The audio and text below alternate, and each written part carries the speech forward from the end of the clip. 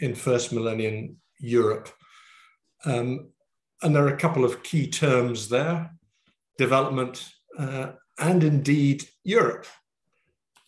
I'm sure you're all aware of Europe, but I thought it's worth reminding ourselves because, as often been described, Europe is not a continent in a straightforward sense. It's part of Eurasia, which is this much bigger entity that goes all the way from the Atlantic to the Pacific. And in fact, it's only the little western corner of it that is what we call Europe, which encompasses all of us. So, it's a tiny fraction of the total landscape. But all the same, and this is a point I will come back to, Europe, it's one of the kind of central points I think to make. Europe is not an artificial geographical concept.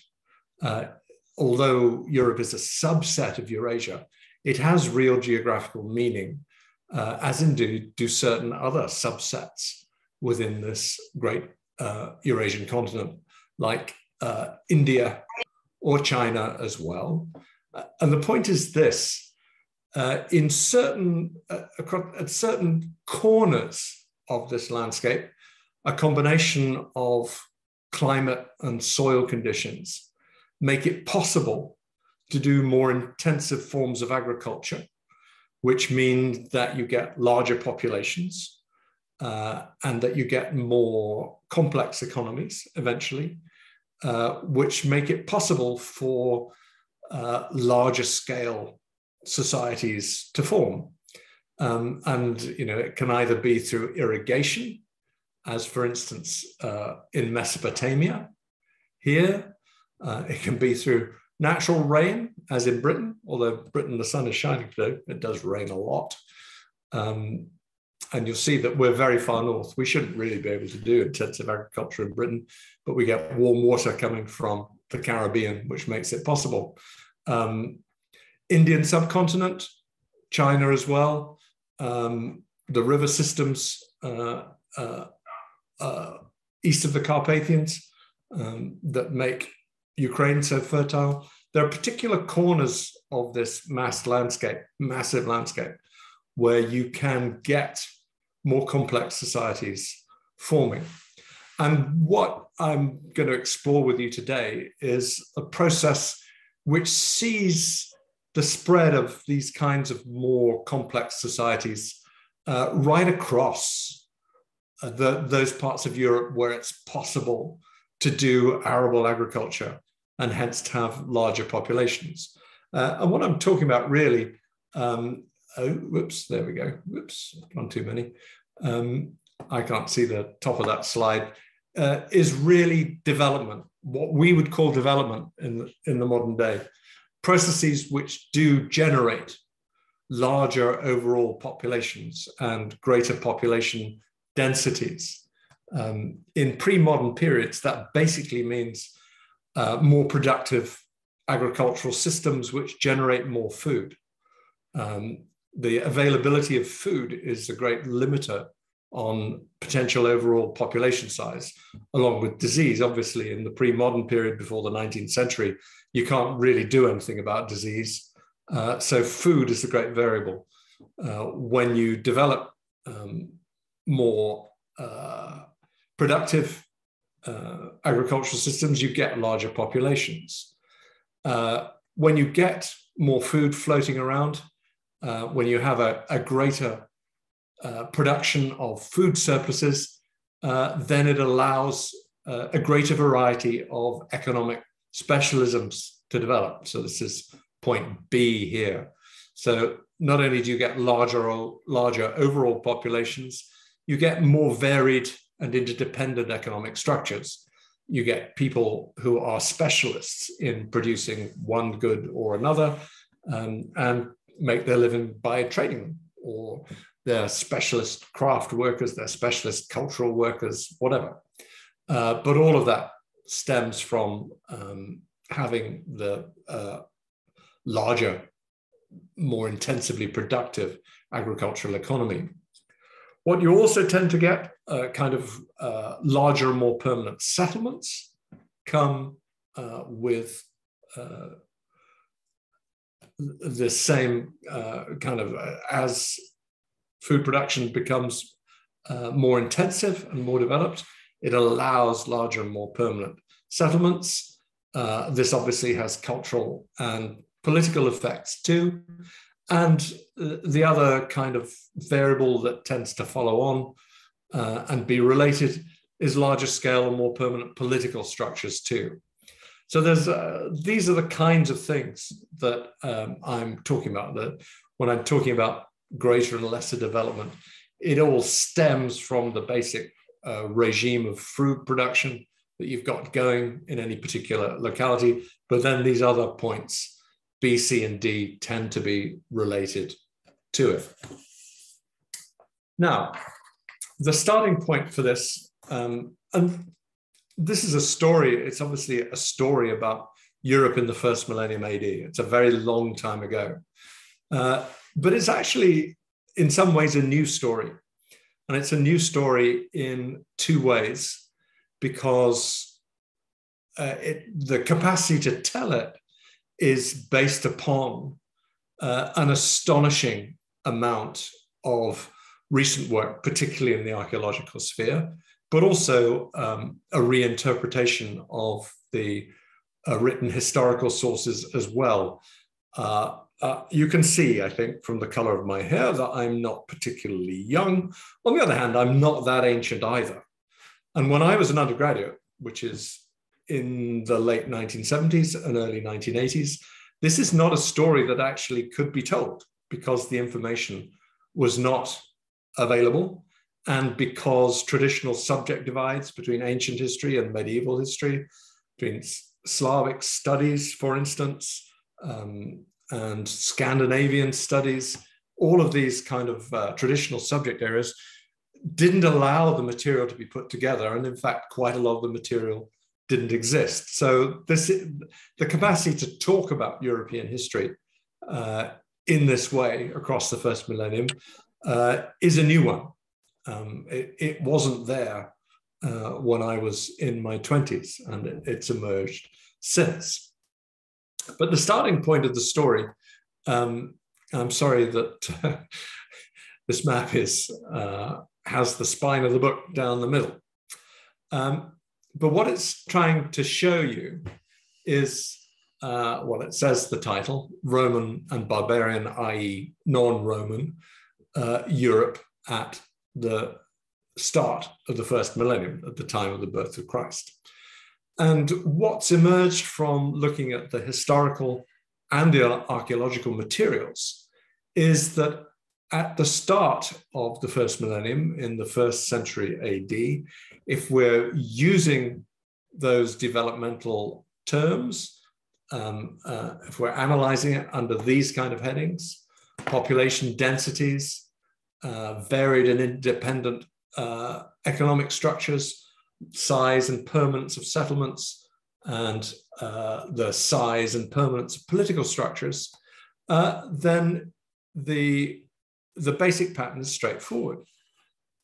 Europe is divided into three zones in terms of development.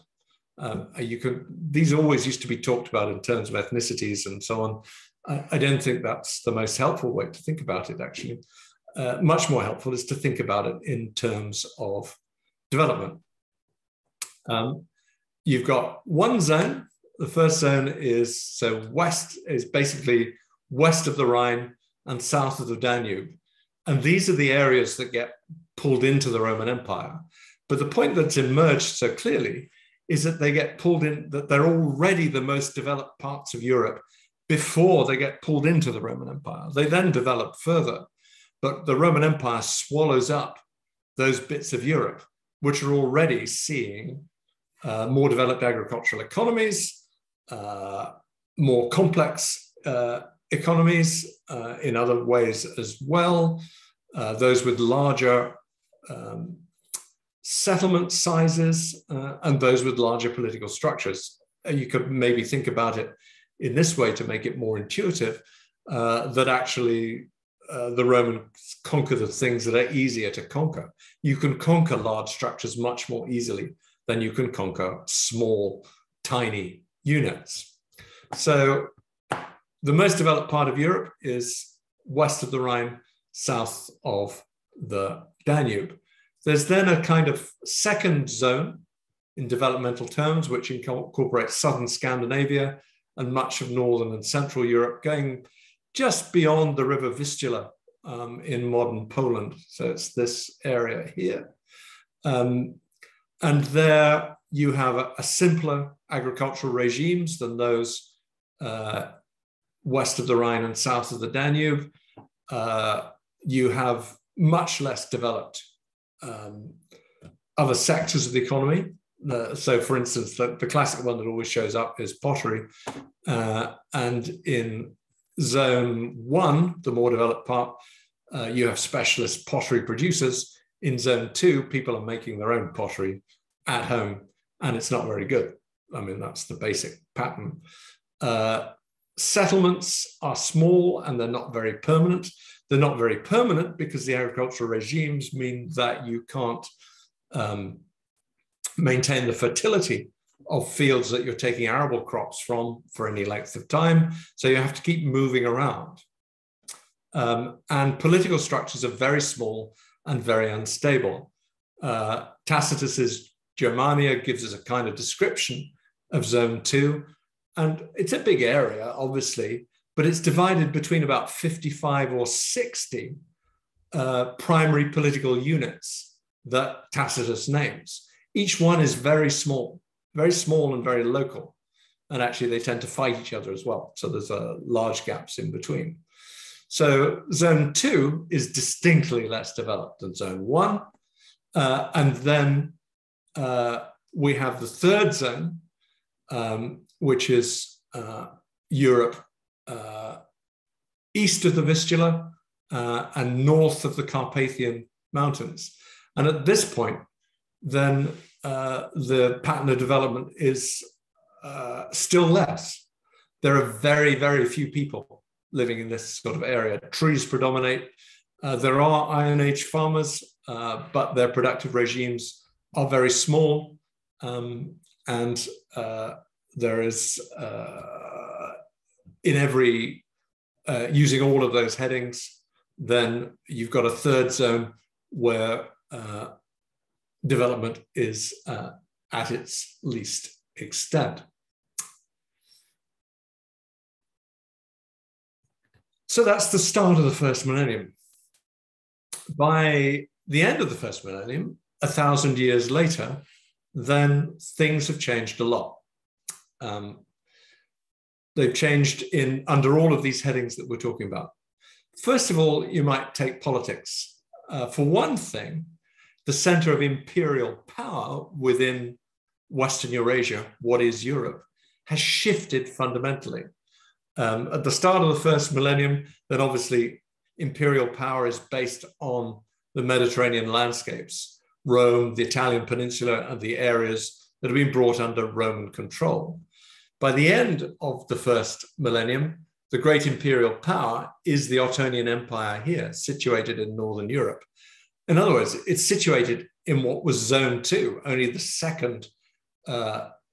within the second area in developmental terms of Europe at the start of the first millennium, and where the Roman Empire basically used Mediterranean resources to predate on Northern Europe.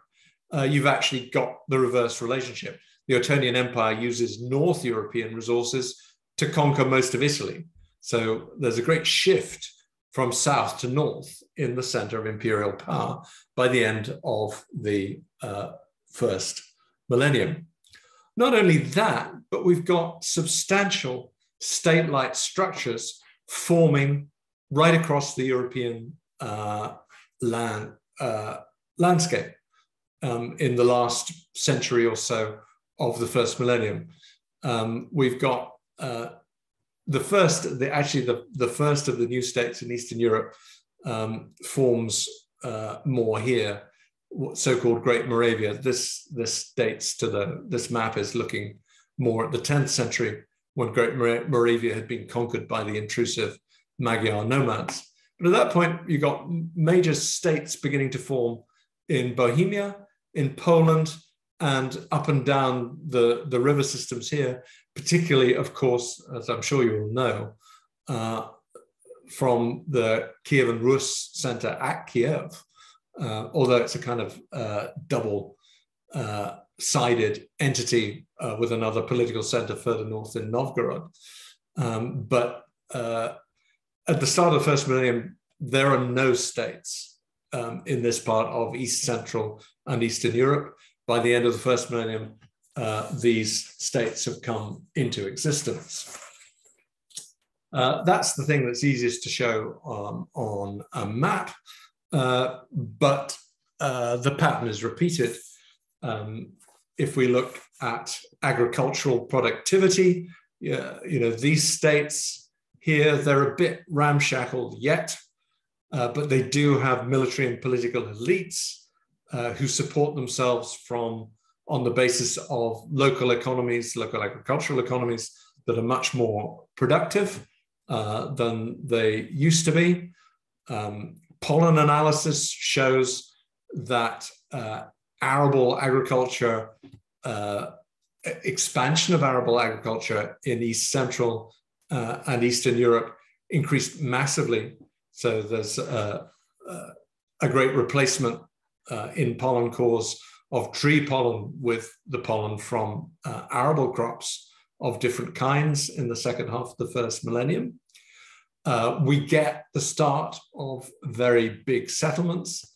The first of them that's documented was down here in Great Moravia, where there was in the 9th century an astonishing set of quasi-towns are constructed. But in the 10th century, we're seeing big centers elsewhere, Prague in Bohemia, Gniezno and Poznan in Poland, and of course Kiev itself in the 10th century, plus several of the other Rus centers up and down the river systems. They are becoming major urban centers, major trading centers. So we're getting political structures, we're getting large permanent settlements, we are seeing more complicated economic structures emerging. There's a lot of trade. I don't know if you can see it so well, but this category in the key, which is these types of little circles here, or those there around Kiev, and also another whole set of them here in Poland. Those are coin hoards of the late first millennium, and they're coin hoards of essentially Arab silver dirhams. This area of Europe, and I think a lot of the political structures, which I'll talk about, are funding themselves on the basis of a large amount of trade, both across the Black Sea and across the Caspian Sea, which is just off the map here, with trading with Muslim traders. In fact, the great sort of middlemen are the Volga Bulgars here. So northern traders tend to be Islamic traders in the territory of the Volga Bulgars, and a huge amount of wealth in terms of Islamic silver floods into particular parts, and it is particular parts, I'll come back to that later on, of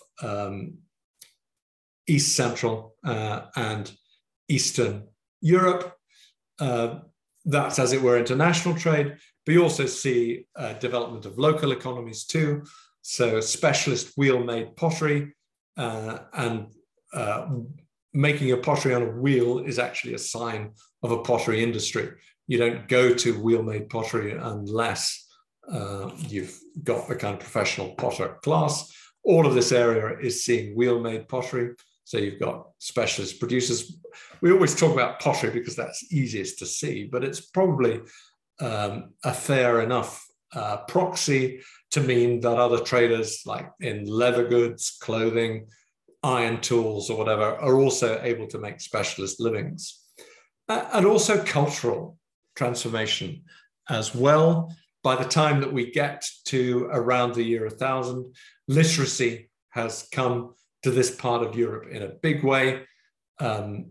Obviously, I'm sure you all know the famous Cyril and Methodius, the missionary brothers who again go to Great Moravia in the 9th century. They invent the first connected written form of a Slavic language in order to translate the Bible and to facilitate the spread of Christianity amongst Slavic-speaking populations. But literacy of all kinds is being used for a wide variety of purposes in this region by the time that we get to the year 1000. So again, looking at all those kind of headings that we're talking about development, what we see, and this is the story that interests me really, is the disappearance of that original diversity that existed at the time of the birth of Christ. If we go back to that first map, you had 3 zones, first, second, third, and life is unrecognizable. The patterns of life are so different between the 3 of them. By the time that we get to the end of the first millennium, there are still some differences, as you might expect. But on the other hand, we're seeing a great convergence under all the kind of headings by which we might judge development, political, economic, cultural. We're seeing a greater similarity across the landscape of Europe. And in fact, I do honestly think that in terms of interconnected societies that are a bit more similar to one another, sharing same landscape and having a whole run of connections, cultural, political, economic, again, with one another, it's reasonable to say that Europe comes into existence for the first time in the course of the first millennium. That's what this pattern of change is actually telling us. So, first big point is just to see this pattern of change. The second point, and the second thing I want to talk about is, okay, so we see the creation of Europe, we see convergence, we see the spread of development across the European landscape in the first millennium. The obvious question then is why? Why is it happening? You know, people have been living in Western Eurasia in large numbers since the end of the last ice age, since the 4th millennium BC. And we hadn't seen this kind of convergence before. So what is powering the convergence? Why is it happening? I think it's fair to say that this is a story that will run and run. I wouldn't claim to have a final answer for you, but I do have the beginnings of an answer, and that's what I'll share with you this afternoon. The beginnings of my answer to this, at least, stems from 3 initial observations about the process. So these are my sort of 3 starting points. And that is, first of all, during the Roman period, so broadly the first half of the first millennium, from the 1st to the early 5th centuries AD, we see a considerable convergence between zones 1 and 2. So if I go back to that earlier map, there's a very substantial process of development that is clear both in the archaeology and in the relevant historical texts in zone 2, which means that the divergence between zone 1 and zone 2 is much less by the time that you get to the mid-first millennium than it was at the beginning. But the further point is this: there is absolutely no change in zone 3, further east, in the first half of the first millennium, without complicated dating methods like C14 or tree rings or whatever. Just looking at the the material in a straightforward way, you cannot tell whether material from this third zone dates to 500 BC or 500 AD.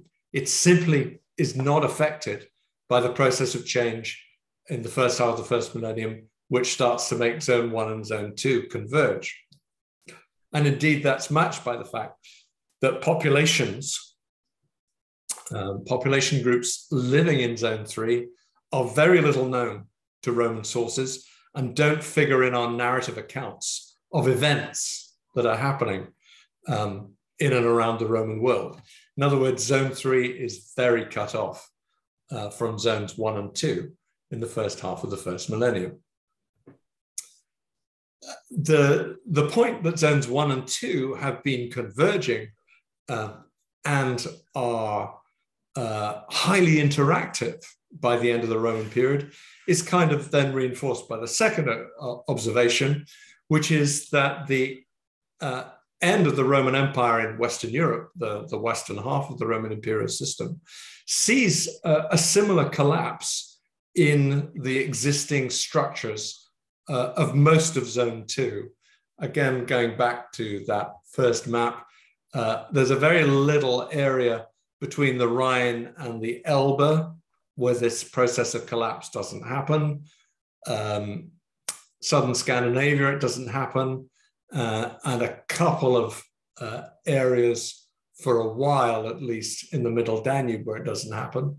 But in most of zone 2, the structures and the continuity of development that is observable in the materials of zone 2 across the Roman period, that process of development, they all disappear. So it strongly suggests that zones 1 and 2 are very symbiotic by the end of the Roman period, and a major change to one affects the other. In the second half, and then I come to the third observation, that is in the second half of the first millennium, then finally we do see the spread of this process of development into zone 3, finally. And we start to see exciting and very marked changes across large parts of the territory that falls into zone 3. But that change is not completely even in geographical terms. It's actually focused on areas that are in more intense contact with the imperial cultures of the same period, of the late first millennium.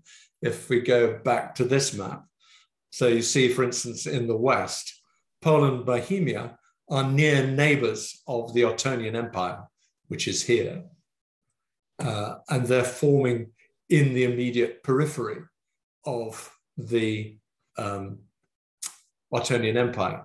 The same was true of Great Moravia here, which appeared in the 9th century, at which point the Carolingian Empire, which encompassed the Ottonian Empire and a whole lot more, was a bigger entity, and they were in direct contact with that.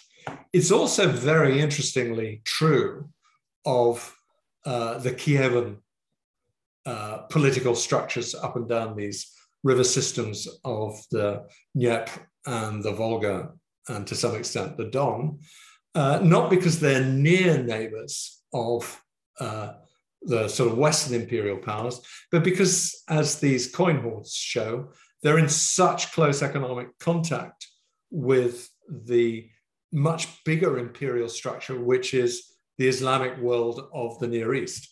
The richest imperial power of the late first millennium is undoubtedly the Abbasid Caliphate and its successor states from the 8th to the 11th century.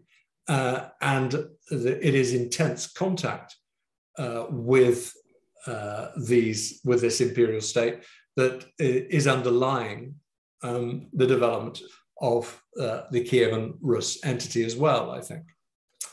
So what these three initial observations suggest is a kind of contact model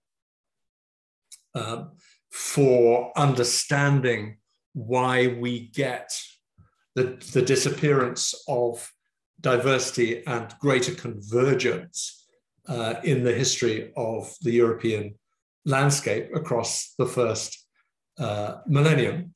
And it's that contact model that I've been very interested in thinking about in the course of a lot of the work that I've done. And it's contact of various different kinds. And I won't go on for too much longer, but I'll just briefly talk about the type of contacts that I have in mind, but also the kind of more general model that I have in mind. The sort of older ways of talking about this talked about empires doing things to people. So empires interfere in the lives of their neighbors. Empires spread culture to their neighbors, like Christianity. I mean, the literacy that spreads into the third zone of Europe in the late first millennium is closely associated with Christianity, which obviously originated in the Roman Empire and is then strongly propagated by the Carolingian and the Ottonian empires in the second half of the first millennium as well. So it's a kind of narrative of empires doing things. And of course, empires do things to people who live on their around them. They do interfere in all kinds of ways. But that's not the full story. The full story is what in modern colonial studies, post-colonial accounts of empire, and King's College London used to be the great center of study of the British Empire and its effects on the globe, and is consequently quite naturally evolving and hopefully very rapidly evolving into a great center of study of globalization. The great intellectual shift, I think, between imperial studies and post-colonial studies is to think about agency as well as empire. So empires do things, but local societies respond to them. So instead of thinking of empires as responsible for a whole series of changes that you observe, it's more that empires apply a whole series of stimuli in different areas to the societies that live on their fringes, and then population groups within those fringes respond to those stimuli. And at least as important in terms of driving forward change as the imperial action is the reaction to that action in the localities. So people take advantages of opportunities and dangers, and it's the overall effect, the aggregate effect of those responses to opportunities and dangers that living on the edge of an empire generally poses that generates the effect of change. So if we're thinking about economics, for instance, in the Roman period, something that really drives the economic transformation in Zone 2 in the first half of the first millennium is the fact that most of the Roman army is stationed on the frontier. And the Roman army had huge demand for foodstuffs, for timber, for leather, for all these kinds of goods. And it's quite clear that a lot of the agricultural transformation that we see in Zone 2 is a response to the demand of for these kind of basic agricultural and primary goods from the Roman army. But local producers in Zone 2 respond to those opportunities, and the end result is a massive transformation in economic structures. Or in the second half of the first millennium, when we're looking at the economic contacts of northern, East Central and Eastern European populations with the Islamic world and with Western Europe, it's a demand for slaves and it's a demand for furs. these are the rich trades. And if we go back to the coin hoard evidence, then there's kind of a pattern. I really should have done the circles as filled in rather than open, but you can see there's a real concentration here in this kind of zone, Kiev and northwards. There's another concentration here. And in fact, there's also a concentration around Bohemia.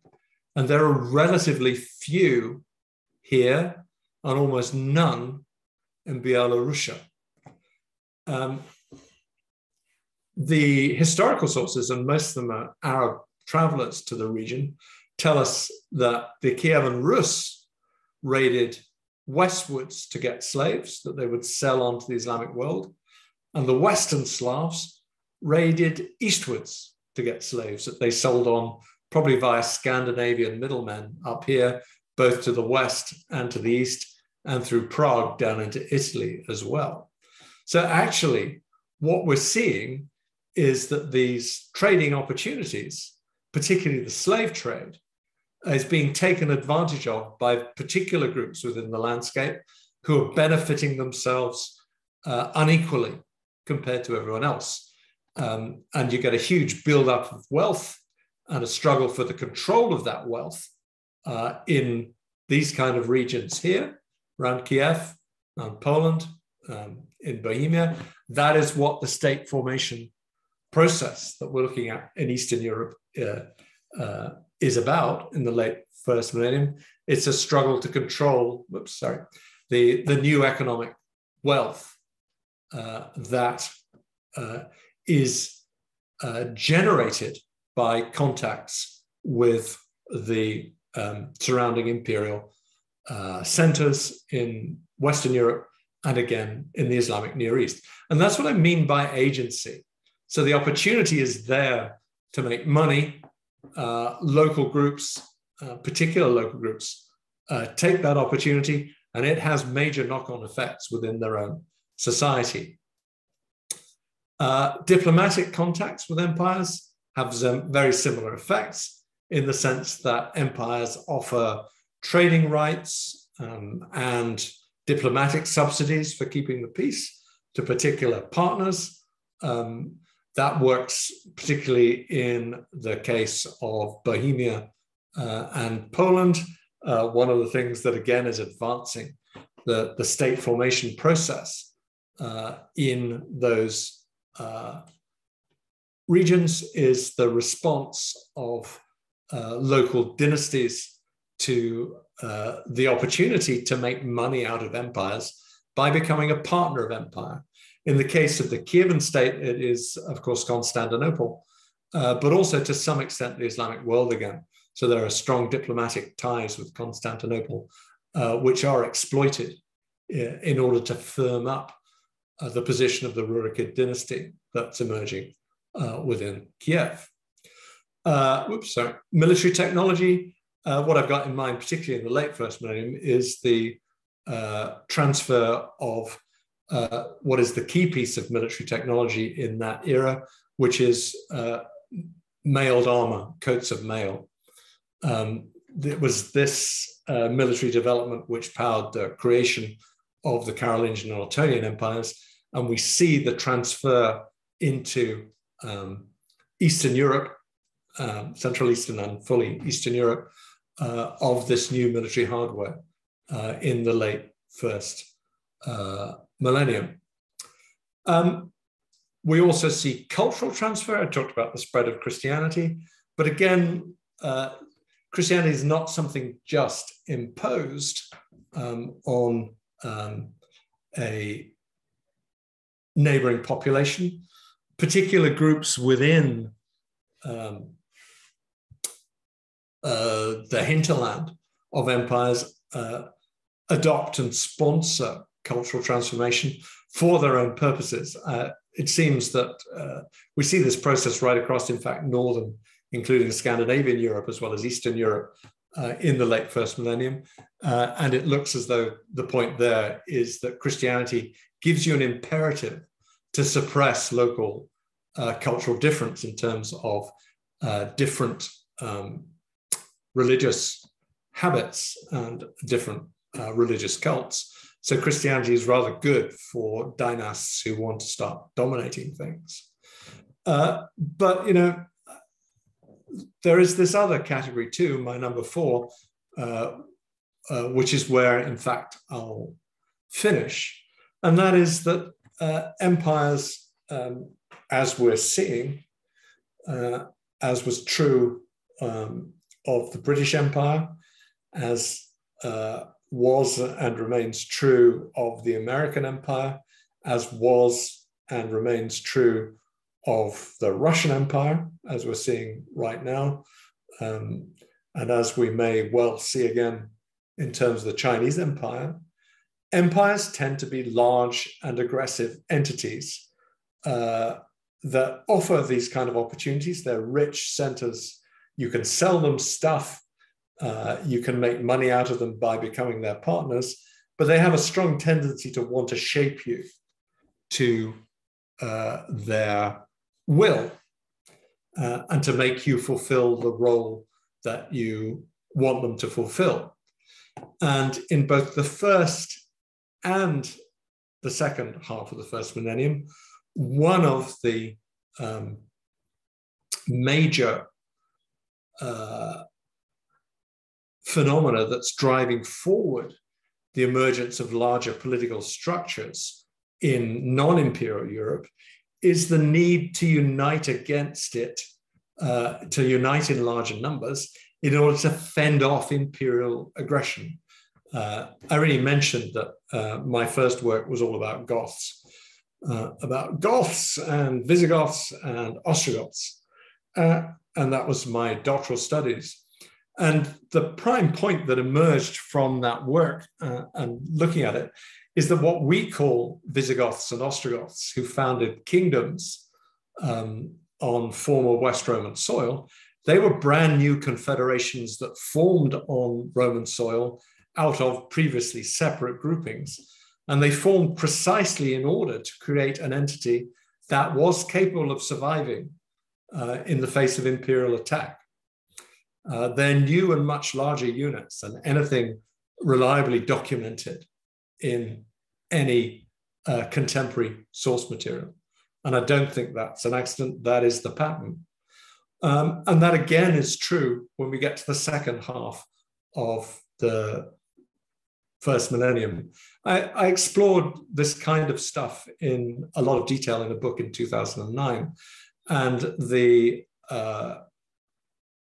anecdote that I started the whole thing with related to an incident in 882, where I'll just flip back.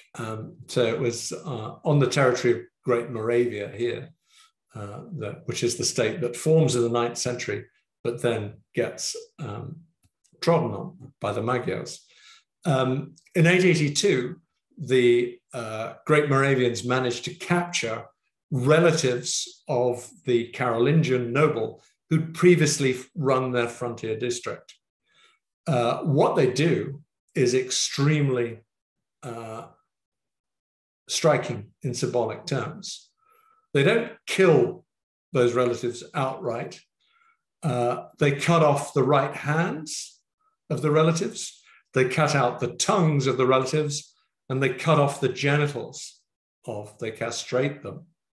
And I think that is, we know that is a response to how that Frankish noble had run the frontier district and what it was like to live in the face of that kind of imperial intrusion.